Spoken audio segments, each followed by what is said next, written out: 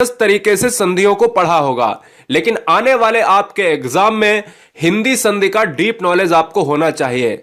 Example के तौर पर अगर हम आपसे क्वेश्चन पूछ दें कि महर्षि और देवर्षि में कौन सी संधि होगी, तो इसमें बहुत सारे बच्चे संधि विच्छेद तो कर लेंगे लेकिन संधि नहीं बता पाएंगे, ठीक है ना। तो हम यही बताने वाले हैं कि स्वर संधियों के सारे पार्ट अच्छे तरीके से हमें निचोड़ तरीके से पढ़ना है और एक एक नोट्स को मेंटेन बनाना है, ठीक है ना, मेंटेन करना है। तो एक कॉपी ले लीजिएगा, एक पेन ले लीजिएगा और अपने सुनहरे कलम से अपनी क्रांति को लिख दीजिएगा। और नीचे आपको प्लेलिस्ट बना दी है जिसकी लिंक आपको डिस्क्रिप्शन बॉक्स में या कमेंट बॉक्स में मिल जाएगी। तो भैया चलिए स्टार्ट करते हैं और साथ ही साथ हम दूसरे पार्ट में हम देख लेंगे व्यंजन संधि को और साथ ही साथ मॉक टेस्ट लगा लेंगे। फिलहाल अच्छे से कंसंट्रेशन के साथ, कोई डिस्टर्बेंस नहीं होना चाहिए। आज संधि को देख लेते हैं। पहले हम संधि को तीन तरीके से आपको परिभाषा बताते हैं जो कई बार एग्जाम में परिभाषाओं से क्वेश्चन आता है। देखो, एक संधि की परिभाषा और समास की परिभाषा लगभग बराबर है, लेकिन अंतर अगर देखा जाए तो जमीन आसमान का है। बोलो कैसे? तो फिलहाल अगर हम संधि की बात करें तो याद रखिएगा, दो वर्णों के मेल से होने वाले विकार या परिवर्तन को संधि कहते हैं। याद रहे, संधि क्या मानती है? संधि केवल वर्ण मानती है, जबकि समास क्या कहता है? जब दो शब्द मिलते हैं तब समास होता है। जब संधि क्या बोलती है? जब दो वर्ण मिलते हैं तब संधि होती है। फर्क है ना जमीन आसमान का। वर्ण अलग है, वर्णों से मिलकर शब्द बनते हैं, शब्दों से मिलकर वाक्य बनते हैं। मेरी बात समझ रहे ना? तो मेरी बात ध्यान रखना कि संधि दो वर्णों से मिलकर बनती है, यानी दो वर्ण होते हैं, और समास दो शब्द से मिलकर बनता है। फर्क है, दोनों में फर्क है ना, डिफरेंस है। तो बिल्कुल यही बताने के लिए हमने इस स्लाइड को लिया है। चैनल को सब्सक्राइब कर ले अगर आपको वाकई में एक सरकारी सीट चाहिए। हर बहन हर भाई को सैल्यूट करता हूं कि कहीं ना कहीं अगर आप यहां तक पहुंचे हो तो आप में जबरदस्त ज्ञान होगा। कभी भी अपने आप को कमतर मत आंकना, ठीक है ना। दूसरे से कभी कंपेयर मत करना, जो भी है आप सबसे श्रेष्ठ हैं। आगे बात करें, देखिए एक बार और मैं संधि को बताने की कोशिश करता हूं, फिर चलते हैं जबरदस्त तरीके से। फिर इसके बाद एक बार और बताऊंगा, सुनिए। देखिए, हाँ, पूरा ट्रिक से पढ़ाऊंगा, पूरा ट्रिक से। पहले हम पूरा डिटेल में और फिर ट्रिक से। संधि मैंने क्या बोला है? संधि मैंने ये बोला है कि इन्हीं दो वर्णों के मिलने से जो विकार उत्पन्न होता है वही संधि है। क्या है? जो भी अगर संधि की बात करेगा उसमें दो वर्ण जरूर होंगे गाइस। क्या होंगे? दो वर्ण मिलेंगे तभी संधि होगी। जब दो शब्द मिलेंगे तभी समास होगा। दोनों में फर्क है। स्टार बनाकर पॉइंट लिखिएगा कि जब संधि बराबर दो वर्ण मिलेंगे, यानी वर्णों की आवृत्ति होगी। वर्णों की आवृत्ति का मतलब होता है वर्णों का मेल होगा, उनसे उत्पन्न विकार होगा, संधि कहलाएगा। आगे बात करें, परिभाषा है जो बार बार एग्जाम में, बड़े एग्जामों में पूछी जाती है, हो सकता है आपके एग्जाम में भी रख दी जाए। कहता है ये किसने कहा था, यानी किसके अनुसार? दो निर्दिष्ट अक्षरों के आसपास आने के कारण उनके मेल से जो विकार होता है उसे संधि कहते हैं। तो क्या कोई फर्क पड़ा? क्या कोई फर्क पड़ा? वर्ण को अक्षर कह सकते हैं। कितने अक्षर हैं? दो या दो से अधिक अक्षर हैं। जब दो निर्दिष्ट अक्षर आसपास आने का कारण मतलब है कि भैया मिलाप होगा और उनसे उत्पन्न होगा जो विकार, वही है संधि। तो कुल मिलाकर जो निचोड़ निकल रहा है यहां पर, संधि क्या है? दो वर्णों से, दो अक्षरों से मिलकर बना है। यह कामता प्रसाद गुरु ने कहा है ऐसा। अब बात यह आती है कि संधि जो है, जो शब्द है ये संधि, ये आया कहां से है? ये जो संधि शब्द दिख रहा है आपको, ये आया कहां से? अच्छा, संधि का भी संधि होता है, संधि विच्छेद होता है। बोले सर कैसे? मैंने कहा संधि को जब ब्रेक करेंगे तो निकलेगा सम धन धी। शब्द का अर्थ होता है मेल या जोड़। अब क्लियर हुआ होगा? पूरी तरीके से जमीनी स्तर से उखाड़ दिया इस पॉइंट को, यानी रटना नहीं है। संधि बराबर समधंधी, इसका मतलब है मेल या जोड़। किसका मेल? दो निकटवर्ती वर्णों का मेल। जब भी निकटवर्ती वर्ण मिलेंगे या अक्षर मिलेंगे, उनसे उत्पन्न जो विकार होगा या परिवर्तन होगा, संधि कहलाएगा। कोई भूल जाए तो चुनौती देता हूं, कोई नहीं भूल सकता। जी हां, जैसे अगर बात करें उदाहरण के लिए, समधनतोष बराबर संतोष, देवधन इंद्र बराबर देवेंद्र, भानुधन उदय बराबर भानुदय। अभी केवल जान लो, अब मैं डिटेल में पढ़ूंगा इनको, जिससे एक एक बच्चा आधन ई आधन आ इनमें बहुत ज्यादा कंफ्यूज रहता है। उन चीजों को भी हम देख लेंगे, ठीक है। चलिए, अब देखिए, हमने अभी आपसे बोला है कि जो संधियां होती हैं वो किस तरीके से, क्या उनका अर्थ होता है, क्या चीजें हैं। अब बात आती है स्वर संधि। अगर देखा जाए संधि कितने प्रकार की हैं, अगर क्वेश्चन में यहां पर लिख लेना है, एक पॉइंट और यहां पर छूट गया है, लिख लेना है संधि कितने प्रकार की होती हैं, तो आपको याद रखना है संधि जो होती हैं वो तीन प्रकार की होती हैं। बोले कौन कौन सी? एक होती है क्या? एक होती है स्वर संधि, एक होती है व्यंजन संधि और एक होती है विसर्ग संधि। इस तरीके से आपको तीन पॉइंट लिख लेने हैं। इन्हीं में हम स्वर संधि को सबसे पहले पढ़ेंगे, ठीक है ना। स्वर संधि क्या है? इन स्वर संधियों से इतने क्वेश्चन ट्रेंड होते हैं, पूरा ट्रिक से बताएंगे, एग्जाम हॉल में एक नैनो सेकंड में आप पहचान लोगे। बोले कैसे? सुनिए, पहले स्वर संधि को जान लेते हैं। अभी तक मैंने यह जाना था कि संधि क्या है, तो आपने कहा दो निकटवर्ती वर्णों के मिलाप से जो विकार उत्पन्न होता है वो संधि कहलाता है। समधंधी बराबर संधि। अब बात आती है स्वर संधि क्या है। अभी तो केवल संधि देखा था, अब बात आती है ये स्वर संधि क्या है। तो स्वर संधि भैया है दो स्वरों के मेल से जो विकार उत्पन्न होता है वो स्वर संधि कहलाता है। कई बार क्वेश्चन में यह पूछा गया है कि स्वर संधि कितने प्रकार की होती है। और दूसरा क्वेश्चन क्या पूछा था? दूसरा क्वेश्चन यह पूछा है कि संधि कितने प्रकार की होती है। गाइस, जब संधि कितने प्रकार की होती है तो आंसर जाएगा 3, स्वर व्यंजन विसर्ग। जब क्वेश्चन आए स्वर संधि कितने प्रकार की होती है तो आंसर जाएगा 5। ये याद रखना, दोनों में फर्क है, जमीन आसमान का फर्क है। यह बात याद रखना, उतना ही फर्क है जितना बाप और बेटे में फर्क है, क्योंकि स्वर संधि के 5 भेद हैं, केवल संधि के 3 भेद हैं। क्लियर है? जी हां। अब वो 5 भेद हैं वो मुझे पढ़ने पड़ेंगे। कौन कौन से हैं? स्वर संधि के अगर 5 भेद हैं तो वो कौन कौन से हैं? तो जरा जान लीजिएगा। एक है आपका दीर्घ संधि, उसके बाद है गुण संधि, उसके बाद है वृद्धि संधि, उसके बाद है यड़ संधि और उसके बाद है अयादि संधि। उम्मीद करते हैं यह 5 प्रकार की संधि भूलेंगे नहीं। अब बात आती है इनको पहचाने कैसे। पहचानने की ऐसी ट्रिक है, गुरुजी वर्ल्ड एग्जाम स्टडी पहले यह वीडियो राष्ट्र हित में बना चुका था, यानी आपके 2 साल पहले। अब मैं बताने वाला हूं कि किस तरीके से उसको पसंद किया गया वीडियो को, क्योंकि उसमें ऐसी ट्रिक लगी थी कि दीर्घ संधि को देखते ही पहचान जाओ, गुण संधि को देखते ही पहचान जाओ। और कैसे पहचानता था बच्चा? एग्जाम हॉल में केवल मात्रा को देखकर पहचान जाता था। वही आज मैं बताने वाला हूं। अगर आपको परेशानी होती है, जैसे मैंने इस वीडियो के स्टार्ट करने से पहले मैंने आपसे क्वेश्चन पूछा था कि महर्षि में कौन सी संधि है, बहुत सारे बच्चों ने बता भी दिया था और बहुत सारे बच्चों को पता भी नहीं था। आज नहीं भूलेंगे आप। यानी स्वर संधि 5 प्रकार की होती है। कौन कौन सी होती है? यानी दीर्घ, गुण, वृद्धि, यड़ और अयादि। अब बात आती है कि इस दीर्घ संधि को किस तरीके से पढ़ा जाए, तो अपने कलम से लिख लीजिएगा कि दीर्घ संधि क्या है, किस तरीके से एग्जाम हॉल में हम इनको पहचाने। तो सबसे पहले इसका रूट वर्ड, देखिए अधूरा ज्ञान खतरनाक होता है, अधूरा ज्ञान खतरनाक होता है दोस्तों। तो सबसे पहले रूट वर्ड को पहचानो। रूट वर्ड क्या है? दीर्घ माने क्या होता है? दीर्घ माने होता है बड़ा, ठीक है। दीर्घ संधि क्या कहती है कि 2 समान स्वर मिलकर दीर्घ हो जाते हैं। ऐसा नहीं कहा है 2 दीर्घ स्वर मिलकर, ऐसा कहा है 2 समान स्वर मिलकर दीर्घ बन जाए। अगर जब 2 समान स्वर मिलकर दीर्घ बन जाए तो दीर्घ संधि कहलाती है। बोले कैसे? यदि आ और आ, ई और ई, उ और उ के बाद बे ही लघु, यानी आ के बाद आ जाए, बड़ा आ के बाद आ जाए बड़ा ही, ई के बाद बड़ी ई आ जाए या छोटी ई आ जाए, बड़ी ई के बाद बड़ी। मतलब कहने का है कि ये जितने अक्षर दिख रहे हैं इनके बाद यही चीजें रिपीट हो जाए तो समझ लो ये क्या हो जाते हैं? दीर्घ संधि बन जाते हैं। आ, ई, उ बड़े हो जाते हैं। जैसे जैसे उदाहरण ले लेते हैं, समझ में आएगा। जैसे अगर मैं आपसे बात कर देता हूं कि अन्ना भाव में कौन सी संधि है, यही तो पूछता एग्जाम में, अन्ना भाव में कौन सी संधि है, तो आप जब तोड़ोगे, इनको ब्रेक करोगे तो आंसर यह आएगा कि अन्न धन आभाव बराबर अन्ना भाव। लेकिन यह बना किससे है? मैंने कहा निकटवर्ती समान 2 स्वर, समान 2 स्वर होते हैं तो इनसे मिलकर जब एक दीर्घ बन जाता है तो यह अन्ना भाव यानी दीर्घ संधि का उदाहरण है। अगर आ धन आ बराबर आ बड़ा हो जाए, दीर्घ हो जाए तो वह दीर्घ संधि का उदाहरण होगा। और ट्रिक क्या है, साथ में ट्रिक भी बता दे, तो ट्रिक का स्टार लगाकर लिख लो। जब किसी शब्द को एग्जाम में पूछा जाए कि यह बताओ कि भोजनालय में कौन सी संधि है, अन्ना भाव में कौन सी संधि है, यह तो मैं आपको नियम बता दिया, तो आप देखते ही देखते 1 नैनो सेकंड में अगर आंसर लगाना चाहते हो तो याद रखना बीच वाला अक्षर अगर बड़ा है, ये बीच वाला अक्षर में अगर बड़ा डंडा लगा है, बड़ी ई की मात्रा है, बड़ा ऊ का मात्रा है, तो याद रखना है दीर्घ माने क्या होता है? बड़ा है। और अगर बड़ा आ का डंडा है, बड़ी ई की मात्रा है, बड़ा ऊ का मात्रा है, तो समझ लेना बीच वाले अक्षर में समझ लेना, आंख बंद करके दीर्घ लगा देना, क्योंकि दीर्घ माने बड़ा और बड़ा ही होना चाहिए। जैसे आपको दिखा भी देते हैं, जैसे भोजनालय में आ धन आ बराबर आ हुआ है यानी दीर्घ हो गया है, भोजन धन आले बराबर भोजनालय, संधि कौन सी हो जाएगी? दीर्घ संधि। आगे बात करें, अगर आपको नहीं समझ में आ रहा तो आपको ई वाला और ऊ वाला एक पार्ट और दिखा देते हैं। जैसे जैसे क्वेश्चन में कई बार पूछा गया है गिरीश में कौन सी संधि है, तो मैंने कहा बीच वाले अक्षर को देखो और अगर बड़ी मात्रा है, चाहे वो बड़ी मात्रा आ की हो, चाहे वो बड़ी मात्रा ई की हो, चाहे वो बड़ी मात्रा ऊ की हो, बीच वाले अक्षर में अगर मात्रा बड़ी है तो संधि क्या होगी? दीर्घ होगी। ये ट्रिक है गुरुजी वर्ल्ड एग्जाम स्टडी की, लिख लेना, भूलना मत। अब जैसे अगर बात करें रूल की, तो गिरीश में अगर देखा जाए छोटी ई बराबर बड़ी ई बराबर क्या हो जाता है? दीर्घ हो जाता है। यानी समान स्वर जब मिलते हैं तो वो दीर्घ संधि होती है, यानी गिरीश हो जाएगा। दोनों तरीके से आप समझ सकते हो। जैसे गिरीन्द्र है, तो जैसे गिरीन्द्र है वैसे ही गिरीश में जो ट्रिक लगी है वही लगा लो आप। गिरीन्द्र में क्या है? इसमें भी बड़ी मात्रा है, इसमें भी बड़ी मात्रा है। महेंद्र में क्या है? इसमें भी बड़ी मात्रा है। बीच वाले अक्षर में अगर बड़ी मात्रा है, बड़ा माने दीर्घ, बड़ी माने दीर्घ, कुछ भी कह सकते हो, तो दीर्घ संधि होगी। क्लियर है? एक और ले लेते हैं भाई, ऊ वाला भी ले लेंगे। रजनीश की बात करें, रजनीश में भी अगर आप देख रहे हो मात्रा है ना, रजनीश की बात करो तो आप यहां से देख सकते हो ई धन ई बराबर ई, यानी कुल मिलाकर एक समान स्वर है। समान स्वर जब मिलकर दीर्घ स्वर बन जाते हैं तो वहां पर दीर्घ संधि होती है। कोई डाउट नहीं, एनी डाउट, नो डाउट। चलो अगर समझ में नहीं आया, बड़ा आ का समझा दिया, बड़ी ई की समझा दिया, अब आप कहो सर ऊ का भी समझा दो, तो लो भैया, यानी अगर बीच वाले अक्षर में ऊ आ रहा है, बड़े ऊ की मात्रा है, तो समझ लेना वो संधि भी क्या होगा? बड़ा का मतलब दीर्घ, इतना याद रखना है, बड़ा का मतलब दीर्घ है। अगर ऊ धन ऊ समान स्वर है और समान स्वर है एक दीर्घ स्वर बन जाता है तो समझ लेना वो क्या हो जाएगा? वह दीर्घ संधि हो जाएगी। तो कुल मिलाकर दोस्तों ये दीर्घ संधि के उदाहरण है। कुल मिलाकर ये सारे हमने जो उदाहरण दिए हैं वो दीर्घ संधि के उदाहरण है, यानी जब 2 समान स्वर मिलते हैं आपस में तो दीर्घ संधि होते हैं। मेरी बात समझे? कोई डाउट? दोनों तरीके से हमने क्या रूल बताया है, जहां चाहे आप एग्जाम हॉल में नियम लगा लो, 2 समान स्वर मिल जाएं और दीर्घ स्वर बन जाता है तो दीर्घ संधि होगा। और दूसरी वाली ट्रिक हमारी लगा लो, बीच वाले अक्षर में अगर बड़ा आ का डंडा है, बड़ी ई की मात्रा है या बड़ा ऊ का मात्रा है तो वहां पर दीर्घ संधि लगा सकते हो। अब बात आती है जो बहुत इंपॉर्टेंट है एग्जाम पॉइंट ऑफ व्यू से, गुण संधि। काफी बार यहीं से क्वेश्चन आता है। गुण संधि से जो क्वेश्चन आता है, ये क्वेश्चन क्या था? क्वेश्चन ये था कि महर्षि में कौन सी संधि है। अब सबसे पहले मैं आपको यहां पर रूल बता देता हूं।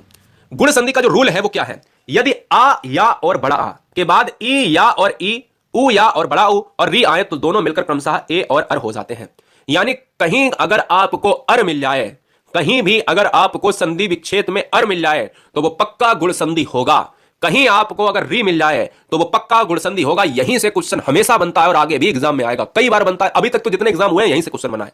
आप देख लो प्रीवियस ईयर पेपर उठा के, और बच्चा कंफ्यूज हो जाता है। सुनिएगा किस तरीके से, मैं ट्रिक भी बता दूंगा, अपनी वाली ट्रिक भी बता दूंगा। गुण संधि है ना, गुण संधि ये कहता है कि समान स्वर ना हो, ठीक है ना। जैसे आधन आ आता था समान थे, लेकिन यहां पर असमान है। आधन ई बराबर ए बन जाए तो देवेंद्र हो जाता है। जब ए बनेगा तो देवेंद्र में ए की मात्रा आ जाएगी। आधन ई बराबर ए बन जाएगा तो गणेश हो जाएगा, क्योंकि मात्रा क्या है, ए की आ जाएगी। ट्रिक क्या है, ट्रिक ये है, जब गुण संधि, मैंने आपसे दीर्घ वाला ट्रिक बहुत अच्छे से बता दिया। गुण संधि में अगर मात्रा ए की है, देखिए मैंने अभी ऊपर बताया था कि गिरीश में संधि बीच वाले अक्षर में बड़ी मात्रा होने के कारण बड़ा का मतलब होता है दीर्घ होता है, तो दीर्घ हो गई। और गिरीश की जगह अगर महेश ले लेता हूं मैं, महेश में क्या है, बड़े बीच ही वाले अक्षर को देखना है, हर संधि में बीच वाले अक्षर को देखना है। बीच वाले अक्षर में अगर ए की मात्रा है, यानी डंडे के ऊपर ए है, यानी कोई भी अक्षर हो दुनिया का, उसमें अगर ऊपर एक मात्रा है तो समझ लो ये गुण संधि होगी। कोई भी ले लेना, जैसे जैसे देवेंद्र एक मात्रा, जैसे गणेश एक मात्रा, जैसे रमेश एक मात्रा, जैसे मुनेश एक मात्रा, जैसे महेश एक मात्रा, जैसे राकेश एक मात्रा। मेरी बात समझे ना, डंडे के, इस डंडे के ऊपर अगर एक मात्रा है, ये वाली ये वाली ये वाली ये वाली, तो समझ लेना गुण संधि होगा। यह धुआंधार ट्रिक लगा लेना, गलत नहीं होगा। चलो आगे बात कर लेते हैं गुण में। जहां से क्वेश्चन बनता है यहीं 3 से क्वेश्चन बनेगा। 3 से क्वेश्चन क्या बनेगा, जब भी गंगोर्मी आ जाए, जब भी यह तुमको ऋषि दिख जाए तो तुरंत आप महर्षि, चाहे गंगोर्मी चाहे देवर्षि, कुछ भी आपको मिल जाए तुरंत गुण संधि मार देना। अगर आपको री मिल जाए, मेरी बात समझ लेना, क्योंकि ये सभी अर निकालते हैं, अर निकालते हैं, और अर वाले सभी वर्ड हमेशा गुण संधि होते हैं। ये बात दिमाग में फीड कर लेना, गलत नहीं होना चाहिए। नहीं सर आंसर की आप मिलाओ और आपको सर जी गलत हो गया गलती से, फिर मैं आपको यहीं से स्क्रीनशॉट दिखाऊंगा कि मैंने तो पढ़ाया था। चलिए अब बात आती है तीसरे फैक्ट पर, वृद्धि संधि। जब आ या बड़ा आ, जब छोटा आ या बड़ा आ के बाद छोटा ए या बड़ा ए आता है और इनके मेल से बड़ा ए बन जाए, यदि ओ बन जाए, यदि औ बन जाए, मैं ट्रिक भी बताऊंगा, आप परेशान ना हो, अभी तो केवल रूल बता रहा हूं, तो समझ लो यह क्या हो जाता है, बड़ा औ हो जाता है। इतना सिंपल है वृद्धि संधि। आप कहोगे सर दीर्घ गुण वृद्धि कुछ है ही नहीं, बोले सर कैसे, मैंने कहा उदाहरण देखो, ट्रिक लिखते जाना, केवल केवल ट्रिक लिखते जाना, पहचानने की ट्रिक लगा लो और आगे स्टार लगा लो और पहचानने की ट्रिक लिख लो, 2-3 उदाहरण लिख लो।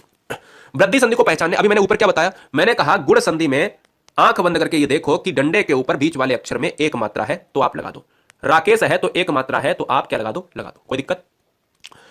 अब कह रहा है गुण में, चलो एक मात्रा थी डंडे के ऊपर तो ये गुण हो गया, लेकिन वृद्धि जैसे ही आई तो वृद्धि का मतलब है एक मात्रा और बढ़ा दे। वृद्धि का मतलब क्या होता है, बढ़ना। वृद्धि का मतलब होता है बढ़ना, बीच वाले अक्षर में एक मात्रा और बढ़ा दी तो ये हो गई भैया वृद्धि। क्लियर, यानी कुल मिलाकर कह रहा हूं मैं कि अगर बीच वाले अक्षर में, अगर बीच वाले अक्षर में आपका 2 मात्राएं हैं तो फिर क्या होगा, आपका 2 मात्राएं हैं तो समझ लो दुनिया की हर संधि क्या होगी, वृद्धि संधि होगी। क्लियर है, बोले कैसे, मैंने कहा एक एक, मैंने कहा परमेश्वर, मैंने कहा सदैव, इनके बीच अक्षर में देखो बड़े ए के यानी 2 मात्राएं हैं, डंडे की बात कर रही हैं, चाहे वो अ की दोनों मात्राएं हो, चाहे वो क्या ए की दोनों मात्राएं हो, ये फर्क नहीं पड़ता। मात्रा डंडे के ऊपर अगर एक होगी तो वो गुण होगी जैसे राकेश, और मात्रा अगर डंडे के ऊपर 2 होगी तो वो वृद्धि होगी जैसे सदैव, परमेश्वर, एक एक। क्लियर है, यानी नीचे वाले को गोली मार दो, ये मात्राएं देखा करो, नीचे वाले को गोली मारो मात्राएं देखो, नीचे वाले को गोली मारो मात्राएं देखो, कभी भूलोगे नहीं। यड़ संधि की बात करें, यड़ संधि क्या है, यदि ई धन या, यानी ई या फिर बड़ी ई, यदि छोटी ई या बड़ी ई, छोटा ऊ या बड़ा ऊ तथा री के बाद कोई भिन्न स्वर आए, ये तो बहुत सिंपल है। बोले सर कैसे, तो यहां पर कह रहा है छोटी ई और बड़ी ई हो जाता है। यार देखो सिंपल सी बात करें, यड़ संधि लिखो और नीचे क्या लिखो, आप ट्रिक लिखो फटाफट, नीचे लिखो ट्रिक। ट्रिक में क्या लिखना है, एक अक्षर लिखना है या, एक रा, एक ला और एक बा, ये 4 वर्ड लिखने हैं, यारा लावा, जिनको आप अंतः स्तः व्यंजन कहते हो। यड़ संधि में आपको ट्रिक लिखनी है या रा ला वा, ट्रिक लगा के डैश में ये 4 वर्ड लिख लेने हैं, और वहां पर अगर आपको मिल जाता है, वहां पर क्या लिखना है, यदि, यदि या रा ला वा में, यानी केवल 4 ही वर्ड आपको याद रखने हैं यड़ संधि में। यड़ संधि जो पढ़ रहे हो ना, ट्रिक में क्या लिखना है, या रा ला वा, यह वर्ड या इन वर्णों पर कोई शब्द आधा लटका है, अपनी देसी भाषा में लिख दो भैया, यदि इन 4 वर्णों पर कोई भी वर्ण आधा लटका है तो समझ लो वो संधि यड़ संधि होगी। बोले कैसे, मैंने कहा देखो अत्यधिक, अत्यधिक में यहां पर ता लटका है, मैंने कहा इत्यादि, मैंने कहा देखो यहां पर ता लटका है, मैंने कहा नद्यागम, और यहां पर दा पर, यानी यहां पर दा लटका है, ध्यान से देखो नद्यागम, तो आपका बनता है नदी धन आगम, है ना, नदी धन आगम, यानी यहां पर क्या लटका है, दा लटका है, यहां पर दा लटका है, जैसे यहां पर ता था तो ता यहां पर आया, ऐसे ही यहां पर क्या है, दा है तो दा यहां पर आएगा। कुल मिलाकर स्वागत ले लेता हूं, यारा लावा, अत्यधिक ले लेता हूं, इत्यादि ले लेता हूं। ऐसे तमाम वर्ड जो या, रा, ला और वा, इन पर कोई आधा वर्ड है अगर, तो वो क्या होगी संधि? यड़ संधि होगी। दिमाग में फीड कर लेना भैया दिमाग में। आगे बात करेंगे हिंदी संधि में दोस्तों। हिंदी संधि के अगले पार्ट पर दोस्तों यहां पर चलेंगे। लास्ट है स्वर का पांचवा भेद, अयादि संधि। लास्ट है स्वर का पांचवा भेद, अयादि संधि। बोले कैसे? मैंने कहा सुनो भैया। अयादि संधि बहुत सिंपल है। बोले सर कैसे सिंपल है? आप तो सभी सिंपल की बात कर रहे हो। बिल्कुल सिंपल है, जब टेस्ट लगाएंगे तो मजा आ जाएगा। अगर इस वीडियो को अगर आपने नहीं देखा तो हिंदी के आप 2 से 3 नंबर भूल ही जाओ कि एग्जाम में कर पाओगे। अब आप कहोगे सर मैं तो कर लूंगा। भाई संधि विच्छेद आएगा तो पक्का कर लोगे, लेकिन ये किसने कह दिया कि संधि विच्छेद ही आएगा? और अगर ये कह दिया कि भाई ये बताओ कि महर्षि या देवर्षि में संधि आ गई, या मैं कह देता हूं कि इत्यादि में अगर संधि आ गई, तो जो बच्चा पढ़ा नहीं होगा तो बिल्कुल नहीं मार पाएगा। तो अब तो क्वेश्चन ऐसे पूछता है कि इसमें बताओ कौन सी संधि है, स्वर है, दीर्घ है, गुण है या वृद्धि है, एक में कौन सी है, सदैव में कौन सी है, मतैक्य में कौन सी है ना। अयादि संधि को पढ़ने के लिए बहुत सिंपल है।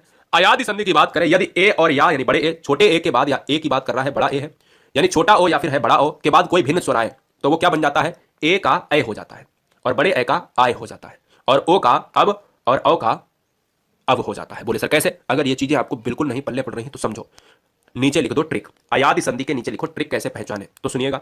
अयादि संधि में आपको अय, आय, अब, अगर ये सारी चीजें आती हैं तो वो कभी क्या होंगी? सभी क्या होंगी? अयादि संधि होंगी। बोले सर कैसे? हमेशा याद रखिएगा अयादि संधि में कितने अक्षर हैं? अयादि संधि में है 3 अक्षर। और आप इधर देख रहे होगे हर संधि में भी कितने अक्षर हैं? 3 अक्षर। तो 100% में 99% तो आप ऐसे ही अपने आंसर को लगा सकते हो कि जब भी कोई 3 अक्षर वाली संधि है तो वो कौन सी होगी? अयादि होगी। नायक, नयन, पवन, पावन, पावक, कुछ भी मिल जाए, गायक, गायिका, ये सारे 3 अक्षर के अगर है संधि तो आपको अयादि संधि के उदाहरण पूरी तरीके से ठोक देना है एग्जाम हॉल में। कोई समस्या बताइए। पावक हो जाएगा, कोई भी दिक्कत नहीं, कोई डाउट नहीं है। एक बार हम रिवीजन और कर लेते हैं फटाफट ट्रिक का। फटाफट रिवीजन करते हैं 2 मिनट के अंदर। देखिए दीर्घ संधि में मैंने क्या ट्रिक बताई थी? दीर्घ संधि में मैंने ट्रिक ये बताई थी कि जब शब्दों के बीचों बीच में बड़ा आ आता है, बड़ी ई आती है, या बड़ा ऊ का डंडा आता है, मतलब मात्रा अगर बड़ा है, बड़ा का मतलब होता है दीर्घ, तो यानी बड़ा का मतलब दीर्घ है तो दीर्घ होगा यानी बीच वाले अक्षर में। बीचों बीच का मतलब होता है ये वाले पॉइंट, है ना। तो देखिएगा देवानंद की बात करें तो यहां पर देवानंद में क्या है? देवानंद में आपका बड़ा डंडा है यानी बड़ा आका हो गया तो ये वाला हो गया। बड़ी ई की मात्रा है बीच वाले अक्षर में तो ये हो गया, और बड़ा ऊ का है तो ये हो गया। ऐसे बहुत सारे शब्द है जैसे धर्मार्थ बीच में डंडा है बड़ा, स्वार्थी बड़ा है, देवार्चना वापर बड़ा है, परीक्षार्थी छापर बड़ा है, सीमांत, दिशांतर, मुनीन्द्र, कपीन्द्र, गिरीश, लक्ष्मीक्षा, योगीश्वर, भूष्मा, वधूर्मी या फिर वधूपकार। तो कुल मिलाकर तीनों चीजें अगर हैं, इन तीनों की बड़ी मात्रा है तो वो दीर्घ संधि होगी। फटाफट आगे बढ़ेंगे। गुण संधि। गुण संधि में मैंने क्या बताया था? अगर एक के ऊपर एक डंडा है, मतलब डंडे के ऊपर एक ही मात्रा है तो वो क्या होगी? अगर एक मात्रा है तो वो होगी गुण संधि। और गुण संधि के लिए हमने एग्जाम्पल लिए है सुरेंद्र, सहोदर, देवर्षि। देवर्षि को कभी याद नहीं, या मतलब कभी भूलना नहीं है, क्योंकि ये हमेशा पूछा जाता है। मैंने अपने वीडियो स्टार्टिंग में भी कहा था कि देवर्षि और महर्षि नाम दिए थे, याद रखना है। तो जब भी बात आती है शब्दों के बीचों बीच में अगर ए की मात्रा अगर आ जाती है या ओ की मात्रा आ जाती है, ये कोई जरूरी नहीं कि एक ही मात्रा है। मैंने कहा डंडे के ऊपर अगर एक मात्रा है तो वो ए की भी हो सकती है या वो ओ की भी हो सकती है। तो मेरा मतलब यह है कि बीच वाले अक्षर में सुरेंद्र है, ओ की मात्रा या ए की मात्रा, सहोदर है, ओ की मात्रा या ए की मात्रा, देवर्षि है जो अर निकालता है ना, अर निकालता है। अर और ऋषि वाले सभी शब्द क्या होंगे? गुण संधि होंगे। अन्य एग्जाम्पल क्या हो सकते हैं? सोमेश, कमलेश, रमेंद्र, महेंद्र, उमेश, राकेश, वीरोचित, परोपकार, जलोर्मी, महोदय, महोत्सव, देवर्षि। या तो ए की मात्रा है या तो ओ की मात्रा है। मात्रा क्या होनी चाहिए? एक होगी तो गुण संधि होगी। आगे बात करें यड़ संधि। यड़ संधि देखिएगा ट्रिक क्या है? ट्रिक यह है कि शब्दों के बीचों बीच में यावा की बात करें या फिर यारा लावा की बात करें, या अंतःस्था व्यंजन में आप सभी जानते हो कि अगर उन पर कोई भी शब्द आधा लटका हुआ है तो वो यड़ संधि होंगे। चाहे अत्याचार हो, चाहे इत्यादि हो, चाहे अव्यय हो, चाहे फिर मतैक्य हो। अगर आधा वर्ड यारा लावा पर है तो वो क्या होगा? वो होगा यड़ संधि।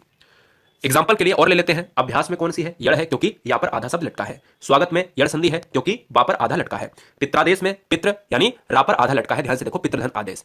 मात्रादेश में भी रा पर आधा लटका है, ता, ठीक है ना। मात्राज्ञा पर क्या है? जब त्रा होता है वो किससे बनता है? अरे ताधन रा से बनता है, तो रा पर आधा लटका है ता। मेरी बात समझ रहे ना। तो जितने त्रा वाले हैं ये सभी क्या है? ये सभी आपके चले जाएंगे किसमें? यड़ संधि के अंदर, ठीक है ना। चलिए वृद्धि संधि का ट्रिक देख लेते हैं। वृद्धि संधि में क्या है? बड़ा ओ। मैंने कहा अगर एक मात्रा है तो गुण संधि है, अगर एक मात्रा बढ़ गई है तो बढ़ने को हम कहेंगे वृद्धि, ठीक है ना। तो हमने कहा बड़ा ओ है या फिर बड़ा ए आता है। बड़ा ए को हम ऐसे भी लिख सकते हैं या हम ऐसे भी लिख सकते हैं। जैसे सदैव में देखिएगा, सदैव में आपका क्या हो जाता है? बड़ा मात्रा है, यानी बड़ा का मतलब है अगर एक मात्रा महेश में थी तो गुण है, और सदैव में थी तो ये क्या हो जाएगी? ये हो जाएगी वृद्धि संधि हो जाएगी। क्लियर है। अगर महोषधि में देखें तो औ की मात्रा है तो कुल मिलाकर औ या फिर ए नहीं देखना है, डंडे के ऊपर 2 मात्राएं हैं। महोषधि को अगर मैं नीचे से काट दूं तो ध्यान दीजिएगा, महोषधि को मैं अगर नीचे से काट दूं तो ध्यान दीजिएगा, ये क्या है? 2 मात्राएं दिख रही हैं, ऊपर दिख रही है ना, तो 2 मात्राएं हैं वृद्धि।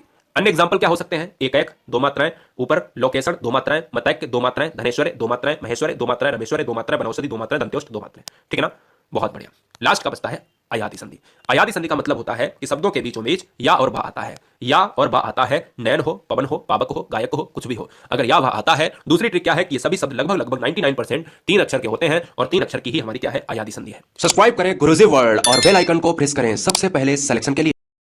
जय हिंद, वंदे मातरम। स्वागत है आप सभी का गुरुजी वर्ल्ड एग्जाम स्टडी प्लेटफॉर्म में। राष्ट्र हित में शिक्षा, this is Dheeraj Dwivedi from Guruji world. दोस्तों, हिंदी समाज में एक ऐसी अनोखी ट्रिक, यानी पूरे यूट्यूब पर एक नैनो सेकंड वाली ट्रिक बताने वाला हूं, जो परीक्षा हाल में आप देखते ही समय आंसर को सही क्लिक कर पाएंगे। वीडियो को स्टार्ट करते समय बता